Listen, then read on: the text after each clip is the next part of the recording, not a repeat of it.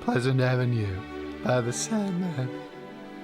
3 weeks and 2 days before my 21st birthday, I'm having this dream I often have where I'm the captain of a merchant vessel that stopped for repairs in a Norwegian fjord during the Second World War.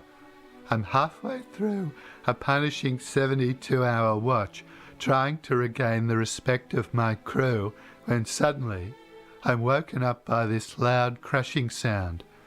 Any noise on Pleasant Avenue after 9 p.m. is unusual, Pleasant Avenue being the leafy lower middle class street where I live with my parents.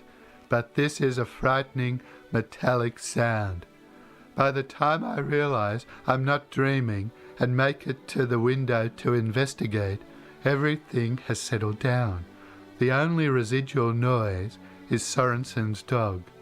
All other dogs that responded to the tumult are silenced by their owners, but not the Sorensen's beast. Their dog always keeps barking in situations like this. Anyway, as it turns out, not everything has settled down, because in the dim light above our house, I see my well-to-do neighbour, Mr. Gumley, a smart, jockey-like man, dressed in stylish winter pyjamas, crouched in front of his wife's Mercedes, frantically trying to remove a set of front gates from the bumper bar. He's yanking them back and forth like a hysterical man attempting to wake up a recently deceased loved one. Seeing gates stuck on a bumper bar is strange. Seeing Mr. Gumley in pyjamas is strange. Seeing how frantic he is, trying to remove the gates without making too much noise, is bizarre. Someone has driven their car through the gates without opening them first. They have become lodged on the bumper bar, and Mr. Gumley is desperately trying to get them off before anyone in the street sees or hears what happened. On Pleasant Avenue, a Gumley never puts a foot wrong. Their house is the biggest, their cars are the most modern, their boys, Dick and Mal, are more alert than all other children. Mr. Gumley runs a very successful business. The mother is a beautiful Carla Zampatti style of woman in her mid-40s, and they all live together in a 44-square blonde brick castle with views to the ocean. This incident is very out of character, although I personally don't know that much about the Gumleys. We read about them in the local paper, but I don't know them. The boys are my age. Dick is 22, Mal 19, but we didn't play much after I turned 13 because I fell out of favour. When I was 11, the Gumleys bought the horse stud next door and built their 44-square castle. Until then, we had lived next to this slice of paradise, a place full of secret lantana tunnels, a slow-running creek, grassy slopes and champion trotters. But the owner of the stud died, the trotters disappeared, and the Gumleys moved in.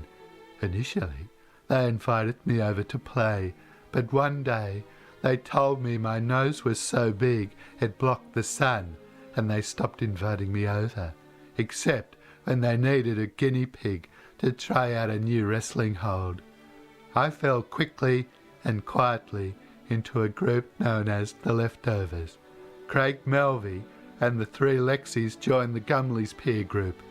Niall Sharko, Ken Sorensen and I became Leftovers. Oh, I had one brief stint in the Curl group. One year, Mal Gumley, the 3 Lexis and I became summer holiday friends, and for 3 weeks we hung out together. I even went over to their houses after dinner and drank Lexi 3's father's homebrew with them. This magical 3-week period culminated for me when we all took our clothes off in Lexi 3's garage. I'd waited so long for this, or something like it, to happen. I couldn't get my clothes off fast enough. However, once I was naked, I didn't know what to do. I felt so awkward without any clothes on, I panicked and I did a wee. There were no more magical 3 weeks for me after that. On this particular night, between 12:30 and 1 a.m, I watched Mr. Gumley intensely. More intensely than I've watched him before. He tries pushing the gates, twisting them, sitting on them, rocking back and forth like a child on a broken swing, but nothing works.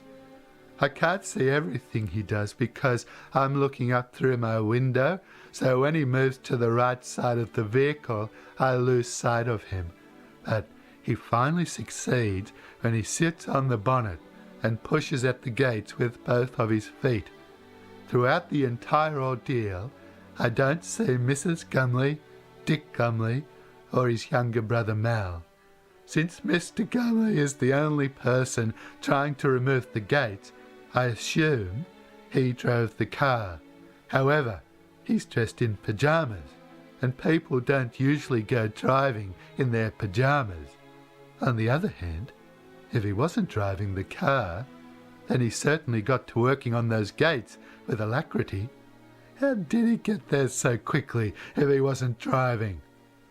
As I returned to my spaceship, dressed in my floral spacesuit, ready to revisit my favourite fjord, I have no idea this particular incident will be such an important one in my life.